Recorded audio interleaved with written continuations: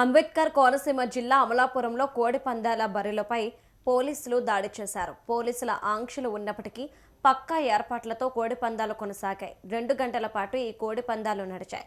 కోడి పందాల వీడియోలు వైరల్ కావడంతో పోలీసులు పందెం నిర్వహణను ఆపడానికి ప్రయత్నించారు. పందెం రాయుళ్లను పోలీసులు చెదరగొడుతున్న సమయంలో బరి వద్ద నిలబడి ఇది పందేల ట్రైలర్ రన్ అని పందెం నిర్వాహకులు నినాదాలు చేశారు.